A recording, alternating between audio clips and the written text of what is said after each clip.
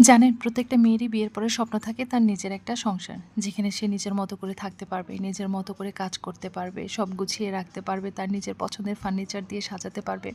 কোনো কাজের জন্য কারো কাছে জবাবদিহি করতে হবে না। ঠিক মনের মতো একটা নিজের সংসার। হ্যাঁ, আলহামদুলিল্লাহ, এটা আমার সংসার। বিয়ের এত বছর পর হলেও নিজের একটা সংসার হয়েছে।